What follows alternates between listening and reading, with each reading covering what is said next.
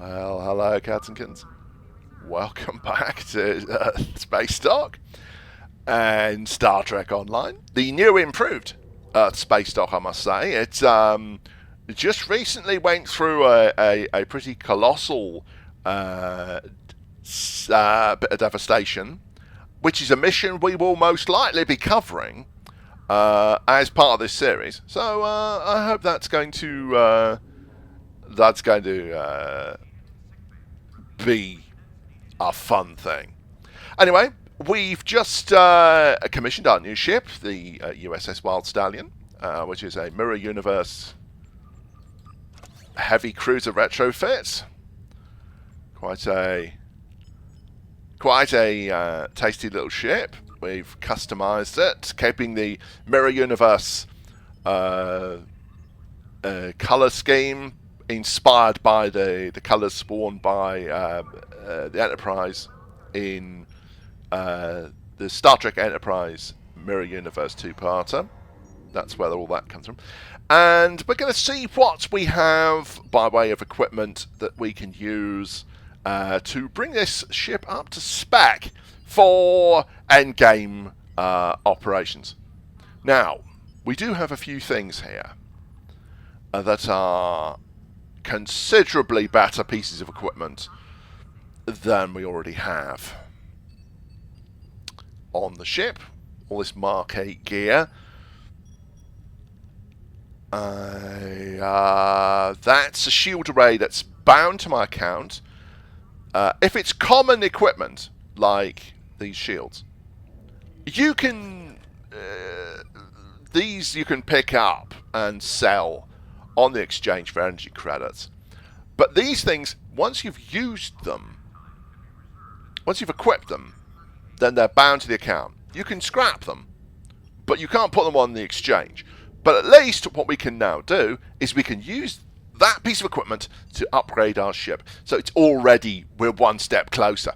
Now, I've been to a little place, a Solenoid Dyson Sphere, I think. For now, that tactical console will do nicely. Photon projectile weapon damage bonus. That's good. We're not going to be running with 4 torpedo launchers. We do have a bunch of transphasic torpedo launchers that possibly we might use. That would require a relevant console to boost those. Each weapon type has got a tactical console that will give it a boost. Anyway, we've also got a lot of these. These from the Dyson Sphere operation. Exotic particle damage. That's not going to be helping us much. Crew recovery rate, particle damage, sensors. Starship shield emitters. That's useful. That's going to give us a better boost to our shields. So we're definitely going to be fitting that console in there. That's a Mark 12. That's top of the range.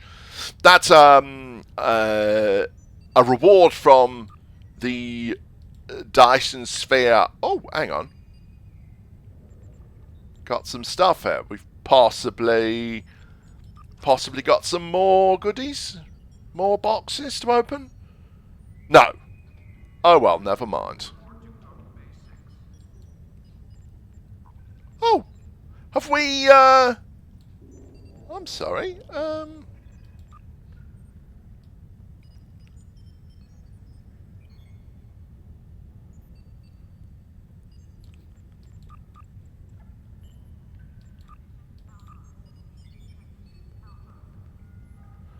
unlocks at 15,000 reputation. Oh, we must have upgraded into this one. Anyway, sorry, I'm getting a little bit distracted there. That's a mail console. That's not going to help us much. What we're going to do is we're going to go into our bank and see what other pieces we can put onto the ship. You have limited bank slots, but you can buy more. And oh dear. Excuse me. That's not good. We've not got a lot of gear. We're going to have to try something a little different. We're going to have to salvage some gear. We can buy some gear. We can buy some equipment. For energy credits. So we could spend 8,500 on phaser beam arrays, and we would have Mark 9 instead of Mark 8. It's not really a big improvement. Photon torpedo launchers and such. I think we may have to go to the exchange. But first of all, I want to see what I've got on other ships. I'm sure for now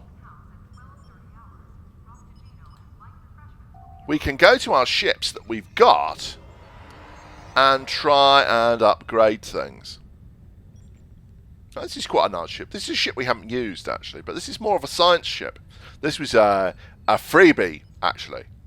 This is quite nice.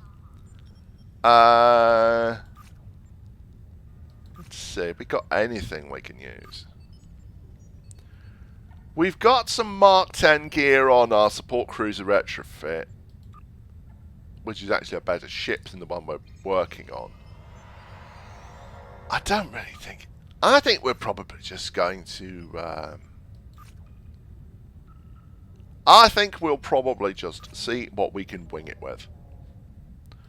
We could go and do a couple of missions and see if we pick up any gear, but it's kind of a lottery. These transphasic launches, we've got a Mark 11. That's an improvement. I'm going to... This is going against all the rules of Starship equipping. We're going to mix... You try not to mix weapon types if you can. If you mix beam types, for instance, you'll end up getting called a bloomin' rainbow ship, which is not really a very desirable title. This character, unfortunately, is somewhat... Oh, thank you. Somewhat low on energy credits, so we have got a limited budget that we can try and spend.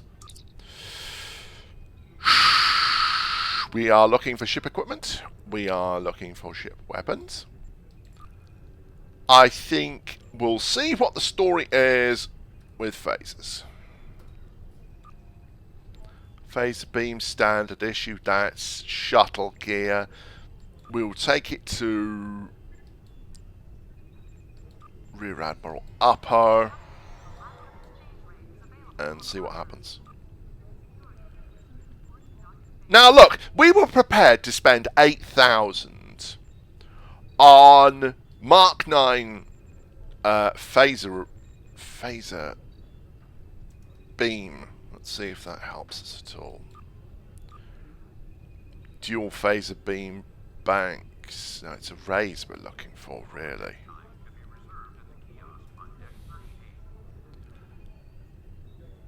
Phaser beam array. For a little bit more money than we were prepared to spend before.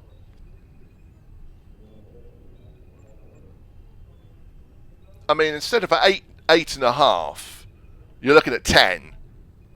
We can buy a set of phaser array Mark 11s. And for a little bit more, we can actually get these uncommon green phasers that are a little bit better. Not much difference. I'm going to grab that. And I'm going to grab that. And then I'll grab this. And I'm going to grab this. Right. That's better. We can now take the Mark 8 weapons on this ship. And we can swap them round. Notice, I won't be able to trade it outside this account, but there's possibly someone else. One of my other characters can make use of it. That's cool. We can equip that. That looks good. We can equip that, which is a standard one, which we can sell. And the same there. So now we've got a ship that's got a good deal better weapons than it had. I'm going to kind of want to possibly replace these torpedo launchers. It could have 2 in the front and 1 at the back. I think that's probably the best option. Yeah. So what we can do is we can take this Mark 8 and replace it with transphasic. That's good. Yeah, that's better. Now what we'll do with all these torpedo launchers and such is we will just get rid of these. Because they're not really going to help us much. And they're going to take up either bank or inventory space. And we can't get any credits for them because they're bound and they're just raw crap. Anyhow, there we go. So, now that we've done that, we have got a marginally better ship. She's a little bit of a pit bull. She's got some upgraded weapons. That's good. Now next what we need to do, and before I forget, is we need to put in stations. We got our bridge officers in here. Lieutenant. So, let's see what we've got. We've got 2 of each. We've got 2 tactical officers. I think Thiris is our number 1 and Marcus is number 2. Beam fire at will, torpedo high yield. I wonder if it's worth training Marcus up with something else. That's something we can explore.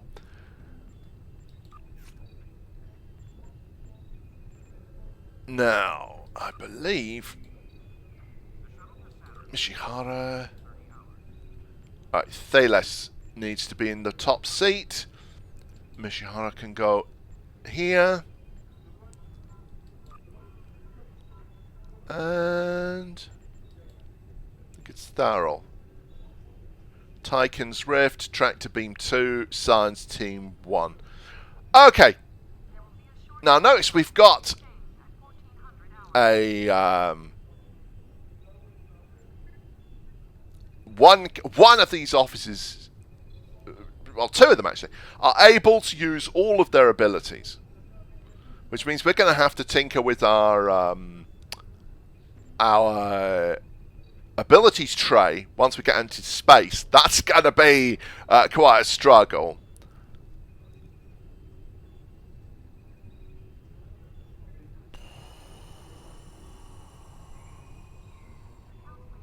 I'm wondering if Marcus might actually be better in the lieutenant station. That beam fire at will can be quite useful against sort of fighters and such. We'll leave it as it is for now, and we'll see how it goes once we actually get into space. But that's a while away. We are still going to be looking for some equipment. I don't want to spend too much money, but we're going to have to speculate to accumulate. And we can do that next time, cats and kittens. So, there we have it. The USS Wild Stallion is gradually taking shape. She can defend herself, that's for certain. We'll probably find a mission suitable for her level of ability in the near future. But first, there is, as I say, more to do. But until then, cats and kittens, I shall bid you farewell. Ace of Thorns, signing off once more, and I will catch you next time on Let's Build a Starship.